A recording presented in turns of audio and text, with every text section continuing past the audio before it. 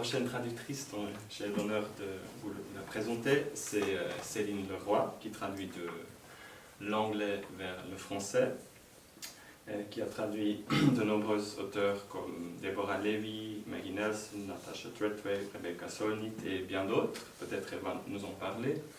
Et ce qui est intéressant, quand j'ai fait des recherches un peu sur nos hôtes aujourd'hui, je suis tombé sur une émission de France Culture qui parle le temps qui court, et ils ont fait une série sur la traduction que je vous conseille vivement, qui s'appelle Traduire qui, quoi, comment, pourquoi. Et il y a une émission avec Céline Leroy, et le lendemain, une émission avec Marion Grave. Donc c'était très cool, et en plus ça correspondait. J'ai écouté les deux émissions aujourd'hui sur le chemin. Voilà. Et elle parle là aussi comment elle est devenue la traductrice de Deborah Levy, qu'elle a d'abord lu et beaucoup aimé, mais elle n'avait pas du tout le temps de s'en occuper. Et après, la traduction est d'une certaine manière venir à elle. Peut-être elle peut nous en parler beaucoup mieux que moi, mais ça, je trouvais ça aussi touchant, les relations que les traducteurs et traductrices ont avec leur texte. Et là, maintenant, elle travaille sur un texte de Deborah Levy qui s'appelle Hot Milk. En français, on ne sait pas encore comment il s'appellerait, mais voilà.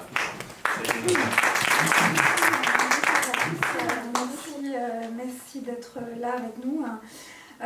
Effectivement, moi je suis venue au Château de Lavigny avec trois projets sur lesquels je travaille depuis plusieurs années, 2 autrices et un projet pour une revue dont un des directeurs est ici présent, avec qui vous pourrez discuter ensuite. Et donc 2 autrices, la première, Deborah Levy, que j'ai commencé à traduire en 2019, que j'avais commencé à lire en 2018, effectivement. J'avais lu ce texte qui est devenu Ce que je ne veux pas savoir, qui est le premier volume d'une trilogie autobiographique, d'une autobiographie en mouvement, on l'a appelé. Et j'avais lu ce texte qui m'avait énormément plu. J'avais pensé aux éditions du Sous-Sol pour la publication. J'étais très prise, donc je n'en ai pas parlé en faisant le deuil un petit peu de cette autrice et de son texte.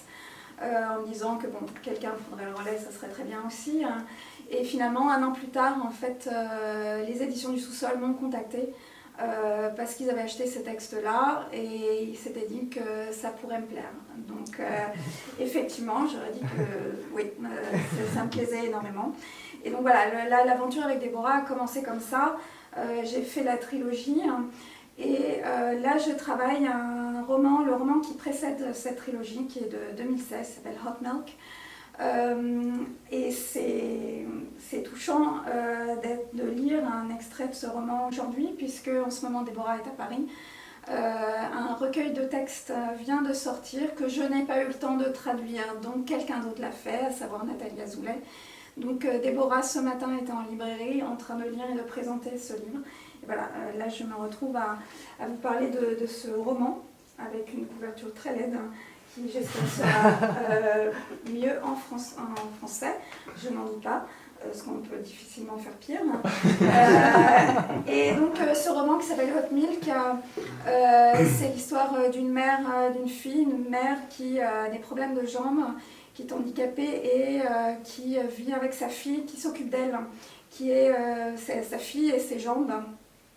La fille a quelques petits problèmes de vue, donc la mère et ses yeux. Et donc il y a cette question de la dépendance, de l'interdépendance entre la mère et la fille.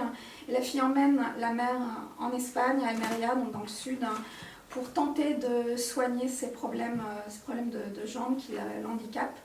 Et dans cette aventure espagnole, les 2 femmes vont tenter peut-être essayer de se libérer l'une de l'autre. Et de trouver une indépendance. Et tout ça sous l'égide d'Hélène Cixous et du Rire de la Méduse. Il y a énormément comme toujours chez Deborah Levy, il y a une constellation d'objets qui sont très symboliques, qui sont souvent liés aussi, qui font émerger beaucoup de choses de l'inconscient des personnages. Et voilà. Et puisqu'il est question de constellation, ça commence avec une histoire de constellation dès la première page, que je vais vous lire donc en français. un peu comme Ellie, j'aurais terminé le premier jet demain. Là, j'ai réécrit cette première page, mais c'est sans doute amené à changer dans le mois à venir. Donc, 2015, Almeria, sud de l'Espagne, mois d'août. Aujourd'hui, j'ai fait tomber mon ordinateur portable sur le sol en béton d'un bar construit sur la plage. Calé sous mon bras, le portable a glissé de son étui en mousse, pareil à une enveloppe, et a atterri côté écran. La page numérique est désormais fissurée, mais fonctionne toujours, c'est déjà ça. Mon ordinateur contient toute ma vie et en sait plus sur moi que n'importe qui d'autre. Ce que je veux dire, c'est que s'il vole en éclats, alors moi aussi. L'écran de veille représente une nuit violette piquée d'étoiles, de constellations et qui, bien sûr, comprend la Voie lactée, dont le nom vient du latin classique lactea. Il y a des années de ça, ma mère m'a dit que je devais écrire Voie lactée comme ceci, Galaxias Plikos, en grec. Et qu'Aristote observait ce disque laiteux depuis la Chalcidique, à 55 km à l'est de Thessalonique, où est né mon père. La plus vieille étoile a 13 milliards d'années, mais celles de mon écran de veille ont 2 ans et ont été fabriquées en Chine. Tout cet univers est désormais fissuré. Ce à quoi je ne peux d'ailleurs strictement rien.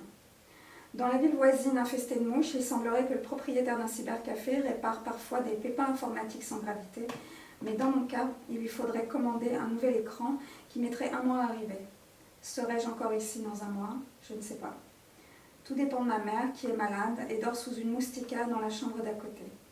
Quand je regarde le champ d'étoiles sur mon écran de veille, il m'arrive souvent de flotter hors du temps de la façon la plus étrange qui soit.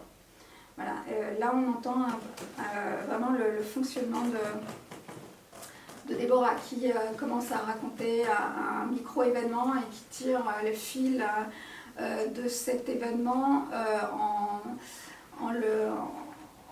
en tirant tout ce que le langage peut en tirer, toutes les expressions idiomatiques, voilà, et ça va fonctionner, toute l'histoire va fonctionner comme ça. Et voilà. C'est un très beau texte sur une relation très compliquée entre une mère et une fille. L'autre autrice sur laquelle je travaille en ce moment, il va être question de... Ça va flotter là aussi, puisque elle parlait de flotter. C'est donc un recueil de poèmes de Maggie Nelson. C'est un de ses premiers textes. Son premier recueil de poésie en tout cas, qui date de 2007, qui s'appelle en anglais Something Bright Than Holes. Je n'ai pas encore traduit ce titre parce qu'il est tiré d'un texte de Annie Dillard et donc il faut que j'aille voir comment la traductrice d'Annie Dillard s'est débrouillée de ces quelques mots qui sont très simples et très complexes en même temps. Et ce recueil est très intéressant parce qu'il a été écrit 2 ans avant un autre texte qui s'appelle Bleuet, que j'ai traduit, qui est sorti en 2009, et qui est une exploration de la couleur bleue, une exploration aussi sensible et émotionnelle de l'autrice de la couleur bleue, qui raconte aussi une histoire un texte sur une histoire d'une rupture amoureuse. Et il se trouve que ce premier recueil qui est sorti 2 ans plus tôt est en fait la genèse de Bleuet, puisqu'on y retrouve tous les éléments en forme... Le texte dans Bleuet correspond plutôt à une espèce de poésie en prose, en tout cas un texte fragmentaire. Tous les paragraphes sont très courts et numérotés. Là, ça correspond plus à vraiment la poésie peut-être un peu plus classique, si je puis dire. En tout cas, il y a des vers, des vers libres. Et on y retrouve donc tous les éléments qui vont ensuite constituer Bleuet, à savoir notamment cette histoire d'amour, la fin de cette histoire d'amour avec cet homme, alors qu'elle vivait encore à Brooklyn à ce moment-là, le long de cet endroit qui s'appelle le Gowanus Canal, qui était un lieu très industriel, très pollué pendant très longtemps, qui était aussi un coupe-gorge. Et voilà, toute la première partie du texte est consacrée à ce canal. Et il est question notamment d'un projet de livre sur la couleur bleue. Et ensuite, plus loin dans le texte, il est question d'une amie à elle qui a eu un très grave accident et qui est paraplégique. Histoire très importante qu'on va retrouver aussi dans Bleuet. Voilà, donc je vous lis plus ou moins les deux premiers poèmes de cette partie qui s'appelle Les gardiens du canal.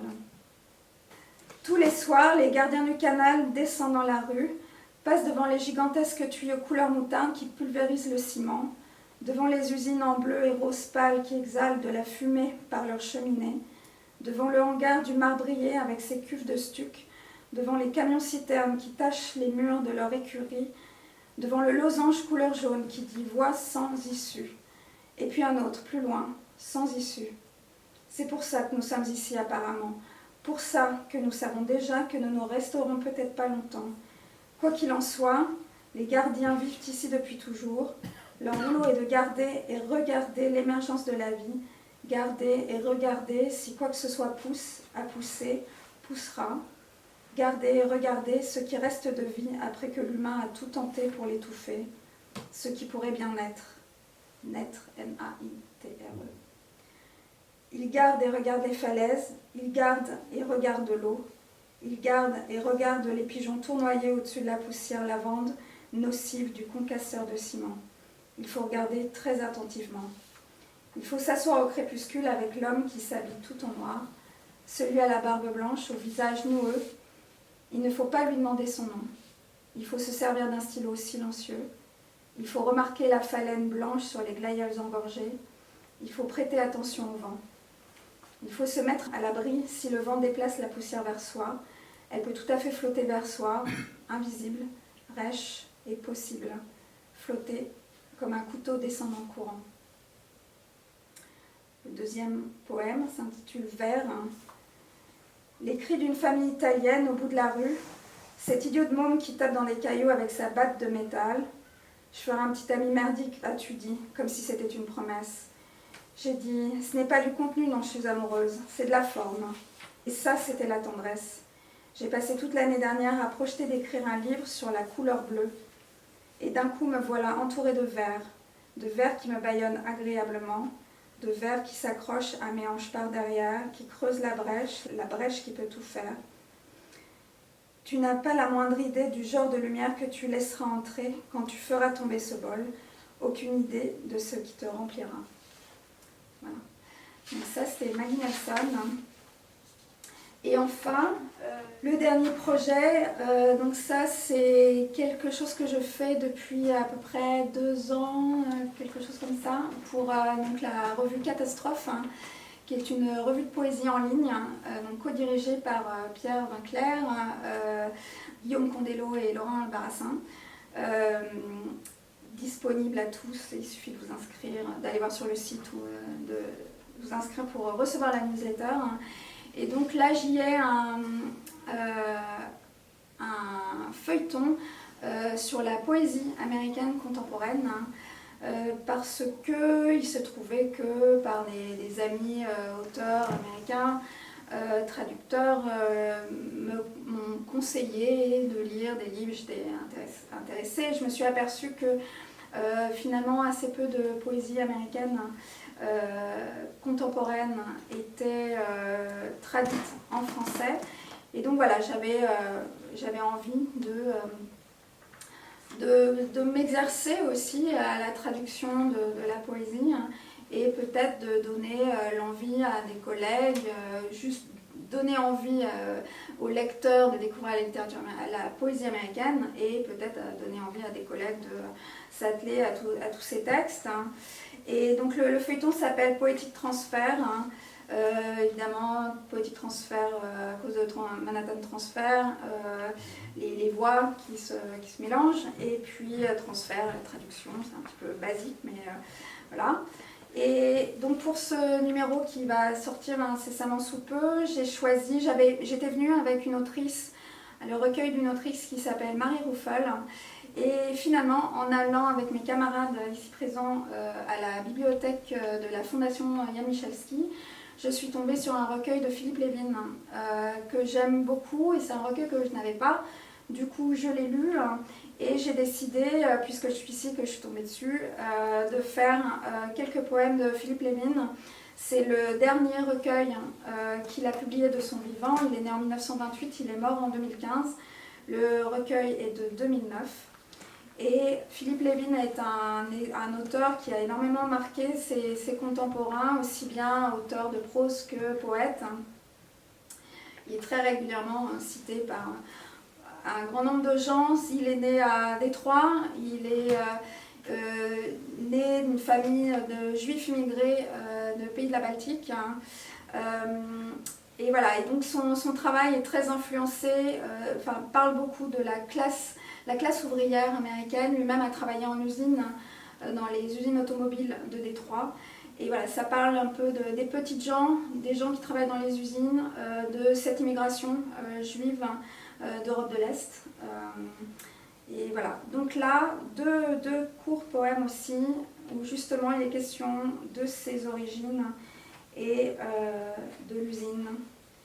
Premier poème, Mes pères, la Baltique. Bas et gris, le ciel sombre dans la mer. Sur la grève avec les galets, capsules, éclats de coquillages, cagnettes de bière cabossées. Quelque chose a commencé ici il y a des siècles, peut-être un périple, un désastre sans nom. De jeunes hommes sont partis pour ces continents plus que mythiques pendant que les femmes attendaient et que les fils devenaient à leur tour des hommes. En quête d'un signe, d'une amulette contre les orages peut-être, je m'agenouille sur le sable humide et c'est mon visage que je vois dans une petite flaque noire, l'œil écarquillé, inquiété. Mon grand-père a traversé cette mer en 1904 pour ne jamais revenir.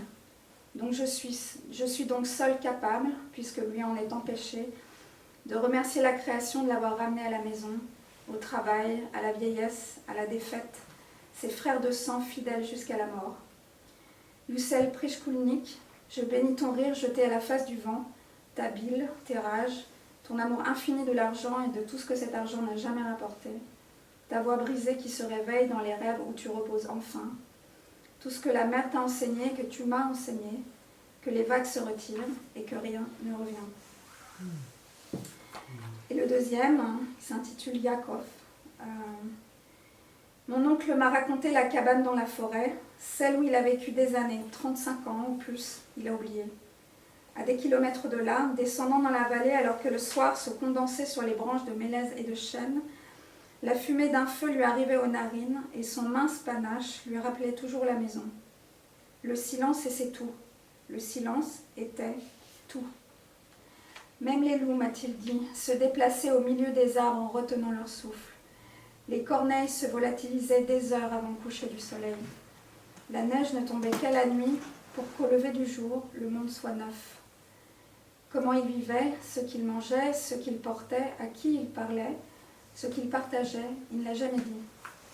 L'apparition de la fumée, le silence, les loups invisibles aux empreintes creusées dans la neige, les disparitions quotidiennes, le soleil qui se lève, le soleil qui décline, l'absence d'une autre voix, de toute voix humaine, ceux-là étaient ses compagnons, sa Sibérie. Son détroit était d'une autre nature.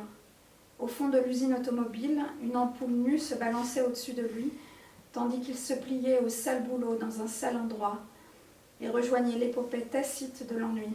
Cigarette à une main, 3 doigts à l'autre. Yakov, mon vieux copain de turbin, a un jour accroché son tablier, déposé ses gants et ses bandes de protection, puis il est parti en fumée.